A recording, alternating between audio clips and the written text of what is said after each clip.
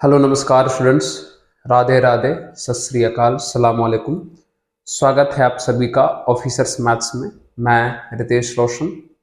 उम्मीद करते हैं आप सभी लोग स्वस्थ होंगे, मस्त होंगे। जैसा कि आप सभी मित्रों को पता है कि अभी हम वन शॉट करके हर एक चैप्टर्स के इम्पोर्टेंट फार्मूला, कुछ क्वेश्चंस भी करवा करके आप लोगों के लिए दे रहे हैं।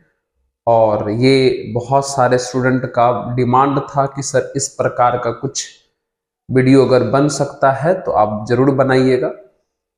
तो ये हमको भी ठीक लग रहा है कि एक ही वीडियो में मतलब 35 से 40 मिनट के अंदर एक पूरा चैप्टर का जो है कंप्लीट फॉर्मूला करवा देते हैं, ताकि रिवीजन करने में आपको भी अच्छा रहेगा। तो चलिए शुरू करते हैं। आज का जो टॉपिक है हमारा वो है प्रोबेबिलिटी यानी प्रायिकता। इसका करते हैं, तो शुरू किया जाए कहानी को। तो कहानी शुरू करते हैं। सबसे पहले है रैंडम एक्सपेरिमेंट यानी यादृच्छिक अनुप्रयोग। रैंडम एक्सपेरिमेंट एक ऐसे एक्सपेरिमेंट को कहते हैं जिनका आउटकम्स पता होता है कि क्या क्या आएगा, लेकिन एग्जैक्ट नहीं बता सकते हैं कि यही आएगा। उस प्रकार के एक्सपेरिमेंट को हम लोग रैंडम एक्सपेरिमेंट यानी यादृच्छिक अनुप्रयोग कहते हैं। जैसे कि कॉइन उछालते हैं, तो कॉइन उछालने पर हमको पता है कि हेड या टेल आएगा। ये नहीं बता सकते हैं कि हेड ही आएगा, ये नहीं बता सकते हैं कि टेल ही आएगा, मतलब एग्जैक्ट नहीं बता पाएंगे कि क्या आएगा। तो इस प्रकार के एक्सपेरिमेंट को रैंडम एक्सपेरिमेंट कहते हैं, यादृच्छिक अनुप्रयोग कहते हैं। जैसे पासा उछालोगे, डाइस थ्रो करोगे, तो पता है कि 1 2 3 4 5 6 में से कुछ भी आ सकता है, लेकिन ठीक ठीक नहीं बता सकते हैं कि एक ही आएगा, कि 2 आएगा, कि 6 आएगा। तो इस प्रकार के एक्सपेरिमेंट को रैंडम एक्सपेरिमेंट यानी यादृच्छिक अनुप्रयोग कहते हैं। सैंपल स्पेस यानी प्रतिदर्श समष्टि। कोई भी एक्सपेरिमेंट, कोई भी अनुप्रयोग करने पर जो जो आने की संभावना है उसको करली ब्रैकेट में डाल के लिख दीजिए। उसी को सैंपल स्पेस यानी प्रतिदर्श समष्टि कहते हैं, जिसका सिंबल एस होता है। जैसे आप एक कॉइन उछालेंगे तो हेड या टेल आने का चांस है, तो हेड और टेल को सैंपल स्पेस कहा जाएगा। 2 कॉइन उछालेंगे तो H H H T T T T H ये आने का चांस है, तो ये हुआ सैंपल स्पेस। एक डाइस को थ्रो करेंगे तो 1 2 3 4 5 6 आने का चांस है, तो ये हुआ हमारा सैंपल स्पेस। ठीक है, चलिए उसके बाद अगर हम बात करें इवेंट, घटना, किसी भी सैंपल स्पेस के फैमिली को, सदस्य को, सबसेट को ही इवेंट यानी घटना कहा जाता है। जैसे देख लीजिए, ए में जो भी एलिमेंट है वो इस सैंपल स्पेस से मैच कर रहा है, इसलिए ए को एस का इवेंट यानी घटना कहा जाएगा। लेकिन बी में जो भी एलिमेंट है वो एस से मैच नहीं कर रहा है, इसलिए बी को एस का इवेंट यानी घटना नहीं कहा जाएगा। म्यूचुअली एक्सक्लूसिव इवेंट्स यानी परस्पर अपवर्जी। अगर 2 इवेंट का इंटरसेक्शन फाई आ जाए, खाली आ जाए, 2 घटना का सर्वनिष्ठ, मतलब 2 या 2 से अधिक भी हो सकता है, 2 या 2 से अधिक इवेंट जिसका इंटरसेक्शन करने पर कुछ रिजल्ट नहीं आवे, मतलब जिसमें कुछ भी मैच ना करे आपस में, उसे म्यूचुअली एक्सक्लूसिव कहते हैं। जैसे यहां इन दोनों इवेंट में, घटना में कुछ ना कुछ मैच कर गया, इसका मतलब इस तरह के इवेंट को म्यूचुअली एक्सक्लूसिव यानी परस्पर अपवर्जी नहीं कहेंगे। कब कहेंगे? जब कुछ भी मैच नहीं करे तब कहेंगे। ठीक है, नेक्स्ट अगर हम बात करते हैं, नेक्स्ट है म्यूचुअली एग्जॉस्टिव इवेंट्स यानी संपूर्ण घटनाएं। जैसे हमने इसी सैंपल स्पेस को देख के ये घटना और ये घटना, यह इवेंट और यह इवेंट लिखा। अगर हम इन दोनों इवेंट का यूनियन करा देंगे, यूनियन मतलब दोनों को मिला के लिखना है, बस रिपीट नहीं करना है, तो दोनों को मिला के लिखोगे तो 1 2 3 4 5 6 आ जाएगा। मतलब एक ऐसा रिजल्ट आएगा जो पूरा का पूरा सैंपल स्पेस के बराबर है। लेकिन यहां भी दो इवेंट था, जब इन दोनों का यूनियन करवाए थे तो ये S के बराबर नहीं आया था। मतलब अगर दो या दो से अधिक इवेंट का यूनियन यानी सम्मिलन सैंपल स्पेस के बराबर हो जाए उसे म्यूचुअली एग्जॉस्टिव कहेंगे। लेकिन अगर दो या दो से अधिक इवेंट्स का यूनियन यानी सम्मिलन सैंपल स्पेस के बराबर नहीं हो तो उसे म्यूचुअली एग्जॉस्टिव नहीं कहेंगे, है ना। यहां पर मिलाने पर सैंपल स्पेस के बराबर होना चाहिए, तब उसे म्यूचुअली एग्जॉस्टिव यानी संपूर्ण घटना कहा जाएगा। नेक्स्ट है कंप्लीमेंट ऑफ इवेंट, घटना का पूरक। सबसे पहले किसी भी इवेंट का जो कंप्लीमेंट है वो इस प्रकार से ए डैश, ए बार, ए सी या नॉट ए मतलब ए नहीं, ये चारों तरीके से आप लिख सकते हो। कॉम्प्लीमेंट यानी पूरक का मतलब होता है जिसका भी कॉम्प्लीमेंट पूछे उसी को सैंपल स्पेस में से हटा देना है, प्रतिदर्श समष्टि में से हटा देना है। बी का पूछेगा तो एस में से बी को हटा देंगे, अगर एस का पूछेगा तो एस में से एस को ही हटा देंगे तो कुछ नहीं बचेगा, सैंपल स्पेस में से सैंपल स्पेस को हटा देंगे तो कुछ नहीं यानी खाली हो जाएगा। तो खाली का सिंबल है फाई। जैसे कि यहाँ एस लिखा हुआ है, यहाँ ए लिखा हुआ है, पूछा कि ए का कॉम्प्लीमेंट बताओ, यानी ए में जो भी चीज है वो इसमें से हटा दीजिए, जो बचेगा उसको लिख दीजिए, उसी को कहते हैं कॉम्प्लीमेंट यानी पूरक। ठीक है। नेक्स्ट अगर हम बात करें प्रोबेबिलिटी यानी प्रायिकता का फॉर्मूला क्या होता है। प्रोबेबिलिटी का फॉर्मूला होता है number of favourable cases upon total number of cases. मतलब जिसकी प्रोबेबिलिटी पूछी जाएगी उनको सपोर्ट करने वाले कितने लोग हैं ऊपर और टोटल कितने लोग हैं वो नीचे। हिंदी में भी लिखा हुआ है अनुकूल स्थितियों की संख्या बट्टे कुल स्थितियों की संख्या। मतलब जिसकी प्रायिकता पूछा जाए उनके अनुसार कितने लोग हैं ऊपर लिखना है और कुल कितने लोग हैं उसको नीचे लिखना है। जैसे ए की प्रोबेबिलिटी पूछा जाएगा तो ए का नंबर बट्टा टोटल, टोटल मतलब सैंपल स्पेस। ए डैश का पूछा जाएगा मतलब ए डैश का नंबर बट्टा टोटल। ए इंटरसेक्शन बी का पूछा जाएगा मतलब ए इंटरसेक्शन बी का नंबर बट्टा टोटल। ए यूनियन बी का पूछा जाएगा इसका मतलब ए यूनियन बी का नंबर बट्टा टोटल। ठीक है। चलिए ये फॉर्मूला है। अच्छा दिख रहा है क्या आप लोग अच्छे से? Yes sir. चलिए उसके बाद अगर हम बात करें तो यहां पर कुछ इंपॉर्टेंट है फॉर्मूला। जैसे P A plus P A dash, A dash मतलब ए का कॉम्प्लीमेंट यानी ए का पूरक, तो P A plus P A dash बराबर 1 होगा। यहां से पी ए निकालोगे तो ये उधर जाके 1 माइनस पी ए डैश हो जाएगा। यहां से पी ए डैश निकालोगे तो ये उधर जाके 1 माइनस पी ए हो जाएगा। किसी भी इवेंट की जो प्रायिकता है प्रोबेबिलिटी है वो 0 से बड़ा 1 से छोटा होता है, 0 के बराबर और 1 के बराबर भी हो सकता है। सैंपल स्पेस यानी प्रतिदर्श समष्टि की प्रायिकता 1 के बराबर होता है। श्योर इवेंट यानी निश्चित घटना की भी प्रायिकता 1 के बराबर होता है। मतलब जो चीज श्योर है कि होना ही है उसकी प्रोबेबिलिटी 1 के बराबर होगा। ठीक है।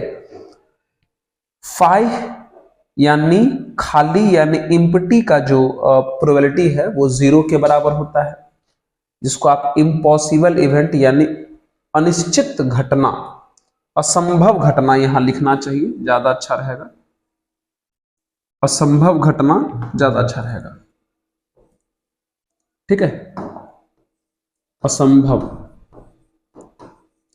जो घटना हो ही नहीं सकता उसकी प्रोबेबिलिटी कितना के बराबर होगी?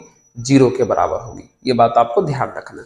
जो निश्चित है होगा ही उसका प्रायिकता 1 के बराबर, जो मतलब होगा ही नहीं, कोई चांस ही नहीं है उसको होने का, उसका कितना होगा? 0 होगा। ठीक है, नोट कर लीजिए। चलिए इस सब से आपके एग्जाम में ऑब्जेक्टिव आएगा, पक्का आएगा, आ सकता वाला बात नहीं है, पक्का आएगा। चलिए उसके बाद है कंडीशनल प्रोबेबिलिटी सह प्रतिबंध प्रायिकता। पी ऑफ ए बट्टा बी, इस पूरे का मतलब होता है ए की प्रोबेबिलिटी जबकि बी हो चुका है, मतलब ए की प्रायिकता जबकि बी हो चुका है, तो ए बट्टा बी। इसी प्रकार से आपका कंडीशनल प्रोबेबिलिटी यानी सह प्रतिबंध प्रायिकता दिखता है। तो ए बट्टे बी का जो प्रोबेबिलिटी है वो फॉर्मूला होता है ए इंटरसेक्शन बी की प्रोबेबिलिटी बट्टा बी की प्रोबेबिलिटी, या आप इसी को ए इंटरसेक्शन बी का नंबर बट्टा बी का नंबर लिख सकते हैं, दोनों का सेम ही होता है। प्रोबेबिलिटी के टर्म में और नंबर के टर्म में फॉर्मूला सेम होता है। ठीक उसी प्रकार अगर ए डैश बट्टे बी का पूछा तो probability of A dash intersection B बट्टा बी नीचे में वाला रहेगा, या ए इंटरसेक्शन बी का नंबर बट्टा बी का नंबर। पूछ दिया जाए कि ए डैश बट्टे बी डैश की प्रोबेबिलिटी, तो फॉर्मूला हो जाएगा probability of A dash intersection B dash बट्टा बी डैश की प्रोबेबिलिटी, या नंबर में A dash intersection B dash का नंबर बट्टा बी डैश का नंबर। ठीक है, तो ये है जो भी फॉर्मूला हम लिखे हैं ये कंडीशनल प्रोबेबिलिटी यानी सह प्रतिबंध प्रायिकता का फॉर्मूला है। ठीक है, चलिए इस पर देख लीजिए, कुछ इंपॉर्टेंट नोट है। Probability of A union B बराबर P A plus P B minus P of A intersection B होता है, याद रखिएगा। Probability of A complement intersection B complement, A का पूरक सर्वनिष्ठ बी का पूरक, देख लो अलग अलग पूरक लगा हुआ है, अलग अलग पूरक को अगर होल कीजिएगा तो बीच का साइन बदल जाएगा, इंटरसेक्शन है तो यूनियन में आ जाएगा। अलग अलग कॉम्प्लीमेंट को होल कीजिएगा तो बीच का साइन बदल जाएगा, इंटरसेक्शन है तो यूनियन में हो जाएगा, और इसको आप लिख सकते हैं 1 minus P of A union B. ठीक उसी प्रकार यहां भी देख लीजिए, ठीक उसी प्रकार यहां देख लीजिए। ठीक है, A dash union B dash को आप P of A intersection B का होल डैश लिख सकते हैं, और इसको आप 1 minus P of A intersection B भी लिख सकते हैं। ठीक है, चलिए उसके बाद अगर हम बात कर लें तो हमारे पास है इंडिपेंडेंट इवेंट यानी स्वतंत्र घटना। ठीक है, ये इंपॉर्टेंट है, थोड़ा याद रखिएगा। चलिए क्या है फॉर्मूला देख लेते हैं। फॉर्मूला है probability of A intersection B बराबर P of A into P of B, मतलब अगर इवेंट इंडिपेंडेंट रहा, घटना अगर स्वतंत्र रहा, तो इंटरसेक्शन यानी सर्वनिष्ठ की प्रायिकता डायरेक्ट प्रोडक्ट के बराबर होता है। चाहे 2 रहे इंटरसेक्शन में, चाहे 3 रहे, डायरेक्ट प्रोडक्ट के बराबर हो जाएगा। जैसे P of A intersection B intersection C का मान P of A into P of B into P of C हो जाएगा। A complement intersection B direct हो जाएगा P of A complement into P of B। मतलब अगर independent रहा, घटना अगर स्वतंत्र रहा, तो डायरेक्ट इंटरसेक्शन की जो प्रोबेबिलिटी है वो गुणनफल के बराबर यानी प्रोडक्ट के बराबर हो जाएगा। ठीक है, ध्यान रखना है इसको भी अच्छे से। चलिए उसके बाद अगर हम बात करते हैं, देखिए यहाँ पे कुछ क्वेश्चंस है। क्वेश्चन क्या है कि ए की प्रोबेबिलिटी दिया हुआ है, पीबी भी दिया हुआ है, ए इंटरसेक्शन बी दिया हुआ है, तो कहता कि ये दोनों फाइंड करिए। तो सबसे पहले हम ए यूनियन बी निकाल लीजिए। तो ए यूनियन बी का formula P A plus P B minus P of A intersection B होता है। पी ए का मान रख दिए, पी बी का मान रख दिए और इसका मान रख दिए। इन दोनों को जोड़े तो 1.1 आया, माइनस 0.2 माइनस के तो 0.9 आ गया। क्लियर है। उसके बाद हमको ए बट्टे बी निकालना था, तो ए बट्टे बी का फॉर्मूला होता है P of A intersection B बट्टे पी ऑफ बी। तो ए इंटरसेक्शन बी का मान 0.2 था, अब पी ऑफ बी का मान 0.5 है, डेसिमल खत्म हो जाएगा तो 2/5 इसका आंसर आ जाएगा। ठीक उसी प्रकार ए डैश बट्टा बी डैश निकालना था, जिसका फॉर्मूला होता है P of A dash intersection B dash बट्टा पी ऑफ बी डैश। अभी इसका फॉर्मूला बताए तुरंत, फॉर्मूला होता है 1 minus P of A union B, इसका फॉर्मूला तो होता है 1 माइनस पी बी। तो 1 माइनस ए यूनियन बी जिसका मान 0.9, अब पी ऑफ बी जिसका मान 0.5। तो 1 में से 0.9 माइनस करोगे तो 0.1 आएगा। अब 1 में से 0.5 माइनस करोगे तो 0.5 अगर सॉल्व करने पे कितना आ जाएगा, 1/5 आ जाएगा। मतलब समझ रहे हो, ये क्वेश्चन आपके बोर्ड में पूछा जाता है और देख लीजिए कितना आसानी से बना सकते हैं अगर आपको फॉर्मूला पता है तो। ठीक है, चलिए नेक्स्ट अगर हम बात करें, चलिए यहां कहता है कि if A and B are independent events then prove that P of A intersection B बराबर P of A into P of B। मतलब सिद्ध करना है कि अगर A और B स्वतंत्र है तो A सर्वनिष्ठ B की प्रायिकता बराबर P of A into P of B। अभी हम आपको बोले थे इंडिपेंडेंट यानी स्वतंत्र के स्थिति में इंटरसेक्शन बराबर डायरेक्ट प्रोडक्ट होता है, उसी को सिद्ध करने बोला है। तो सुनिएगा, अच्छा एक बात बताइए, दो इवेंट इंडिपेंडेंट होने का क्या मतलब हुआ? दो इवेंट स्वतंत्र होने का क्या मतलब हुआ? इसका यह मतलब हुआ कि किसी दूसरे के होने या ना होने से ए पर कोई असर नहीं पड़ रहा हो, उसी को ना इंडिपेंडेंट यानी स्वतंत्र कहेंगे। जैसे हम मान लीजिए हमारा ये 2 उंगली है, ये दोनों इंडिपेंडेंट यानी स्वतंत्र कब कहलाएगा? जब इनके होने या ना होने से इस पर कोई असर ना पड़े, तब तो। यस सर, तो ठीक उसी लॉजिक को लगा के देखिए, P ऑफ A बट्टा B, अगर A और B इंडिपेंडेंट यानी स्वतंत्र है तब P ऑफ A बट्टा B का क्या मतलब हुआ? A की प्रोबेबिलिटी जब B हो चुका है तो भैया B के होने या ना होने से A पर कोई असर नहीं पड़ेगा। इसका मतलब A बट्टे B का मान भी कितना के बराबर हो जाएगा? PA के बराबर हो जाएगा। या यहां देख लीजिए, इसका मतलब हुआ B की प्रोबेबिलिटी जबकि A हो चुका है। इसका क्या मतलब हुआ? इसका मतलब ये हुआ कि A के होने या ना होने से B पर कोई असर नहीं पड़ना चाहिए। इसका मतलब B बट्टे A का मान भी किसके बराबर हो जाएगा? PB के बराबर हो जाएगा। समझे? नीचे में जो लिखा रहता है इसका मतलब है कि वो हो चुका है। तो भैया जब इंडिपेंडेंट यानी स्वतंत्र है तो A पर B के होने से क्या फर्क पड़ेगा? कोई फर्क नहीं पड़ेगा।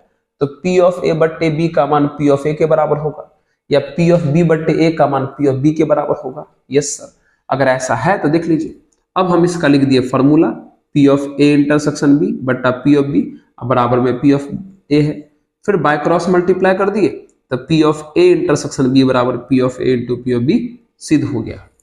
समझ गए? कितना इजी था, है ना? 2 नंबर में क्वेश्चन आता है ऐसा करके, आप बना लीजिएगा। क्लियर है? तो इंटरसेक्शन इंडिपेंडेंट यानी स्वतंत्र होने का मतलब ये हुआ कि P ऑफ A बट्टे B का मान PA के बराबर हो जाएगा, अब P ऑफ B बट्टे A का मान भी PB के बराबर हो जाएगा। मतलब B के होने से A पर कोई फर्क नहीं पड़ा। इसका मतलब वही हुआ, A के होने से B पर कोई असर नहीं पड़ा, तब तो इंडिपेंडेंट यानी स्वतंत्र कहलाएगा। यस सर, चल रहा है अच्छे से क्या? Yes sir. उसके बाद अगर हम बात करें रैंडम वेरिएबल, यादृच्छिक चर क्या होता है समझिए। जैसे कि मान लीजिए हमने एक सिक्का है जिसको 2 बार उछाला, एक सिक्का को 2 बार उछालना या 2 सिक्का को 1 बार उछालना बात बराबर होता है। तो मान लीजिए हमने एक सिक्का को 2 बार उछाला और कहा गया कि हेड के लिए रैंडम वेरिएबल लिखिए, यादृच्छिक चर लिखिए। तो सोच के देखिए, अगर एक सिक्का को आपने 2 बार उछाला तो हो सकता है कि दोनों बार में से एक बार भी हेड नहीं आया हो। एक्स जो है वो रैंडम वेरिएबल का सिंबल यानी संकेत है। सर तो दोनों बार में से एक बार भी हेड नहीं आया मतलब 0। हो सकता है कि दोनों 2 बार उछाले, उसमें से एक बार हेड आया हो, मतलब एक्स का मान 1 हुआ। या ऐसा भी हो सकता है कि आपने 2 बार उछाला और दोनों बार हेड आ गया, एक्स का मान 2 भी हो सकता है। अगला एग्जांपल देख लीजिए, मान लीजिए आपने एक डाइस है जिसको 6 बार उछाला, एक पासा है जिसको 6 बार उछाला, तो 6 बार उछालने पर कहता है कि 5 के लिए एक्स का मान लिखिए, मतलब रैंडम वेरिएबल लिखिए। तो हो सकता है कि भैया 6 बार में से एक बार भी 5 नहीं आया हो सकता है कि आपने 6 बार उछाला, 1 बार 5 आ गया। हो सकता है आपने 6 बार उछाला, 2 बार 5 आ गया। हो सकता है आपने 6 बार उछाला, 3 बार 5 आ गया। हो सकता है आपने 6 बार उछाला, 4 बार 5 आ गया। हो सकता है आपने 6 बार उछाला, 5 बार 5 आ गया। हो सकता है आपने 6 बार उछाला, 6 का 6 बार 5 आ गया। समझ में आया? एक्स कैसे लिखते हैं? Yes sir. अब इसी के आधार पर बनाते हैं प्रोबेबिलिटी डिस्ट्रीब्यूशन, यानी प्रायिकता बंटन, प्रोबेबिलिटी डिस्ट्रीब्यूशन। ये एक्स है, मतलब रैंडम वेरिएबल यानी यादृच्छिक चर है, कुछ ले लिए हैं, और ये उसी का प्रोबेबिलिटी यानी प्रायिकता है। x1 पर का ये है प्रोबेबिलिटी, x2 पर का ये है प्रोबेबिलिटी, x3 पर का ये है प्रायिकता, x4 पर का ये है प्रायिकता। ठीक है। अब अगर प्रोबेबिलिटी डिस्ट्रीब्यूशन दिया हुआ है तो उसमें क्या क्या खास बात है समझिए। पहला खास बात है कि उस डिस्ट्रीब्यूशन यानी उस बंटन में जितने भी प्रायिकता होंगे सबको जोड़ने पर 1 के बराबर होगा। दूसरा खास बात है, अगर मीन यानी माध्य ज्ञात करना हो तो x1 into P x1, x2 into P x2, x3 into P x3, x4 into P x4 करके सबको जोड़ दीजिए। वेरिएंस अगर प्रसरण निकालना हो तो x1 स्क्वायर गुना पी x1, x2 स्क्वायर गुना पी x2, x3 स्क्वायर गुना पी x3, x4 स्क्वायर गुना P x4 minus माध्य का स्क्वायर, मीन का स्क्वायर कर दीजिए, तब आपका आंसर आएगा। स्टैंडर्ड डेविएशन यानी मानक विचलन निकालना हो तो जो भी वेरिएंस निकला उसी का रूट ले लीजिए, आपका वो स्टैंडर्ड डेविएशन आ जाएगा। भैया ये सब सिंबल है, ये सिंबल है, ये भी सिंबल है, ये भी सिंबल है, मीन यानी माध्य का, ये भी सिंबल है, इसको डेल्टा स्क्वायर बोलते हैं, वेरिएंस यानी प्रसरण का, एसडी स्टैंडर्ड डेविएशन का शॉर्ट फॉर्म है, और डेल्टा स्टैंडर्ड डेविएशन का सिंबल है। समझ गए? अगर डिस्ट्रीब्यूशन यानी बंटन दिया रहेगा तो क्या क्या बात का ध्यान रखना है? यस सर, नोट कर लीजिए। उसके बाद अगर आप देखेंगे तो यहां पर हमको एक बर्नौली ट्रायल्स है, बर्नौली ट्रायल्स या बाइनोमियल डिस्ट्रीब्यूशन यानी बर्नौली प्रेक्षण या द्विपद बंटन। इसमें क्या है? इसमें चार बात है, एन पी क्यू आर। समझिए एन क्या है, ऐसे समझिए, ध्यान सुनिएगा हमारी बात को।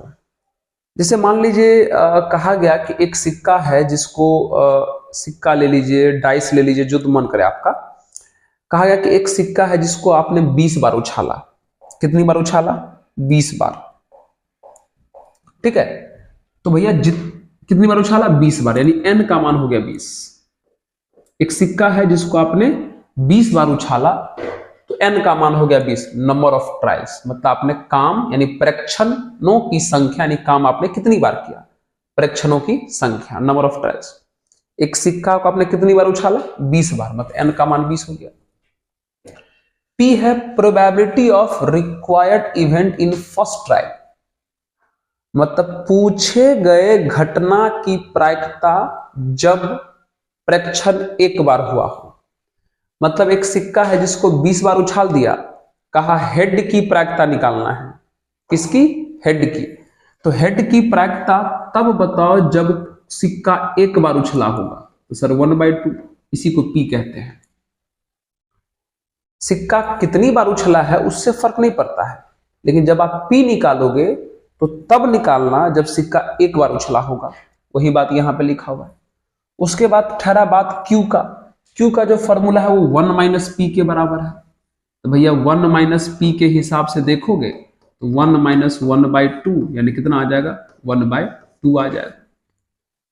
उसके बाद आर क्या है? एग्जैक्ट टाइम्स, मतलब सिक्का 20 बार उछाल दिया, हेड की प्रायिकता पूछने वाला है, कहेगा कि 20 बार में से हमको 10 बार हेड चाहिए, यानी R बराबर 10।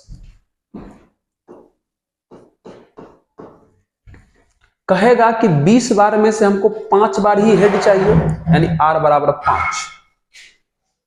कहेगा कि 20 बार में से हमको 18 बार हेड चाहिए, मतलब R बराबर 18। समझ गए NPQR क्या होता है?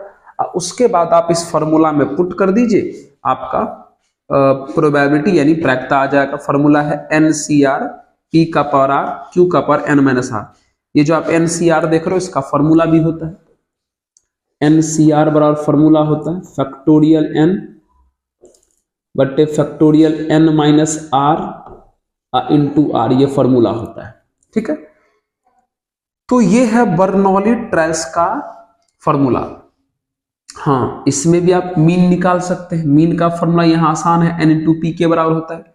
Variance n into P into Q के बराबर होता है, और standard deviation under root N P Q के बराबर होता है। इसको हिंदी में माध्य, इसको पर्सन और इसको मानक विचलन कहा जाता है।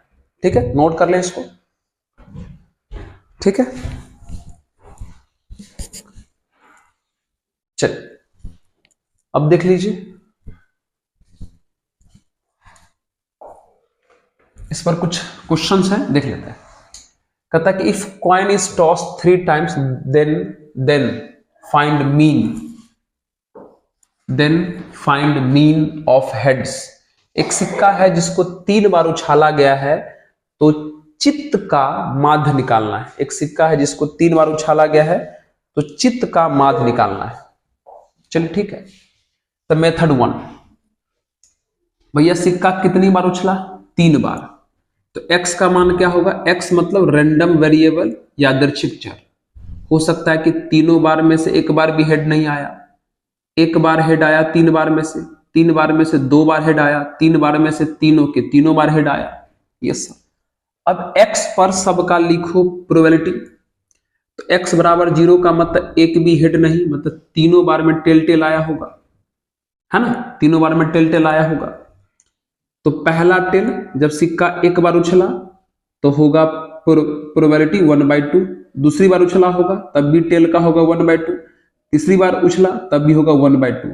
प्रोबेबिलिटी लिख रहे हैं, ये कितना आंसर आ गया? 1/8। x बराबर 1 का मतलब एक बार हेड आया, तो एक बार हेड का ये भी चांस है 3 सिक्कों में से, यह भी चांस है, यह भी चांस है। अब सबका लिखे हैं प्रायिकता। इसका जब सिक्का एक बार उछलेगा तो 1/2 इसका भी होगा, 1/2 इसका भी होगा, 1/2 इसका भी होगा। पहली बार उछला होगा तो हेड आने का 1/2, दूसरी बार उछला होगा तो टेल आने का 1/2, तीसरी बार उछला होगा तो टेल आने का 1/2। तीनों का 1/2 1/2 1/2 है, इन दोनों का भी वही होगा, मतलब तीनों का तो सेम ही होगा। तो 1/2 1/2 1/2 करके 3 से गुना कर दिए। 2 बार अगर हेड आएगा तो भैया 2 बार हेड आने का ये सब चांस है, और सबका लिखिए। इसका भी 1/2, इसका भी 1/2, इसका भी 1/2, 3 बार है टोटल, तो 1/2 1/2 1/2 करके 3 से गुना कर दे, 3/8 आ गया। इसका क्या मतलब हुआ? तीनों बार हेड चाहिए, तो तीनों बार हेड चाहिए, तो 1/2 1/2 1/2 1/8। यानी सभी x पर बारी बारी हमने लिख लिया क्या? प्रोबेबिलिटी लिखा। अब इसी सभी प्रोबेबिलिटी को एक टेबल बना के लिख दीजिए। देखिए लिखा हुआ है प्रोबेबिलिटी डिस्ट्रीब्यूशन, जिसको हिंदी में प्रायिकता बंटन कहते हैं। x का वैल्यू 0 1 2 3 आने का चांस था, और सभी x का लिख दिए प्रोबेबिलिटी। इसका 1/8, इसका 3/8, इसका 3/8, इसका भी 1/8। तो सभी x के साथ उसके प्रोबेबिलिटी यानी प्रायिकता के लिखने को प्रोबेबिलिटी डिस्ट्रीब्यूशन यानी प्रायिकता बंटन कहा जाता है। अब मीन निकालना है माध्य, तो फॉर्मूला बताए थे, x को उसके प्रोबेबिलिटी से गुना करिए। तो 0 गुना इतना प्लस 1 गुना इतना प्लस 2 गुना इतना प्लस 3 गुना इतना, सब गुना करके जोड़ जाड़ के हल किए तो आंसर आया 1/5। अब इसी क्वेश्चन को हमने दूसरे मेथड से बनाया। अभी जो बनाया था इसको बनाया था प्रोबेबिलिटी डिस्ट्रीब्यूशन से, अब बना रहे हैं बर्नौली से। तो बर्नौली के हिसाब से सिक्का कितनी बार उछला है भैया? 3 बार, तो n का मान हुआ 3। अब पूछा किसका है? हेड का। तो हेड का p बताओ कब? जब एक बार उछला होगा। p निकालते समय इस बात का ध्यान रखना है कि कॉइन एक बार उछले, टोटल 3 बार उछला है। p हेड की प्रोबेबिलिटी है, जब एक बार उछलेगा तो 1/2 हो जाएगा। अब q होता है 1 - p के बराबर, तो 1 - p के हिसाब से सॉल्व करोगे तो ये भी 1/2 हो जाएगा। और मीन का डायरेक्ट फार्मूला, माध्य का डायरेक्ट फार्मूला n गुना p होता है। तो n का मान आप p का मान रख दिया, हल के 1.5 आ गया। देख लीजिए, मतलब बर्नौली से तुरंत बन गया और प्रोबेबिलिटी डिस्ट्रीब्यूशन से थोड़ा सा बड़ा हुआ। तो ये तरीका आप ऑब्जेक्टिव वाले क्वेश्चंस को बनाने में प्रयोग कर सकते हैं। ठीक है, तो इस प्रकार से जो है हमने इस चैप्टर का जो भी इंपॉर्टेंट सेक्शन था वो हमने आपको करा दिया है ना, जितना भी पोर्शन था इसके अंदर इस जैसे देखिए 12th बोर्ड में जितने भी प्रकार के थ्योरी होते हैं प्रोबेबिलिटी के अंदर, वो लगभग हम करा दिए हैं। फिर कुछ लोग कहेंगे बेस थ्योरम वाला कहाँ गया? तो भैया बेस थ्योरम के साथ क्या है कि हमारा उनको पढ़ाने का थोड़ा तरीका अलग है। तो बेस थ्योरम का जो हम है रूल बताते हैं, जिसको ट्री डायग्राम कहते हैं। ट्री डायग्राम से हम लोग क्वेश्चन बनाते हैं वहां पे। और अगर उस क्वेश्चन को देखना है आपको, तो आप शुरू से हमने बहुत सारा 1 से लेके 25 तक वीडियो अपलोड किया हुआ है, जिसमें इंपॉर्टेंट क्वेश्चंस करके डाले हैं। उसमें हर एक चैप्टर का आपको क्वेश्चन मिलेगा। तो वहां पर बेस थ्योरम का सवाल कैसे बनता है वो भी हम बताए हैं। तो आपको उनको भी देखना चाहिए, ज्यादा मेहनत करने की आवश्यकता नहीं है। 12th बोर्ड ही एग्जाम देना है, ठीक है। टेंशन लेके दीजिएगा तो और अच्छा नहीं जाएगा। और ईमानदारी से और ठीक से अगर तैयारी करिएगा तो बहुत अच्छा एग्जाम जाएगा, ठीक है। तो ये था प्रोबेबिलिटी का आज का डिस्कशन, जो हमने आपका कंप्लीट कर दिया। मुश्किल से कितना देर लगा? हमको लगता है 30 से 35 मिनट ही लगा होगा। तो चलिए आज की सभा को हम लोग यहीं रखेंगे, फिर मिलेंगे अगले वीडियो में ऐसा ही कुछ शॉर्ट के लिए। हो सकता, देखिए ये जो वीडियो बना रहे हैं वो हाँ ना से हाँ है, मतलब कुछ नहीं जान रहे हैं।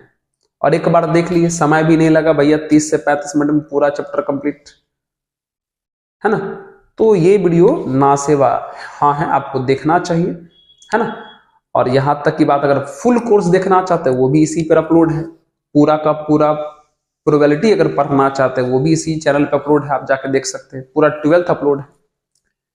तो चलिए तब तक के लिए यही कहेंगे, अगर आप सभी को इस चैनल का काम पसंद आता है तो जरूर इस चैनल को अधिक से अधिक मित्रों तक शेयर कीजिए। अगर अच्छा लग रहा हो तो, नहीं तो कोई बात नहीं। तब तक के लिए पढ़ते रहिए, मुस्कुराते रहिए और देखते रहिए ऑफिसर्स मैथ्स। धन्यवाद।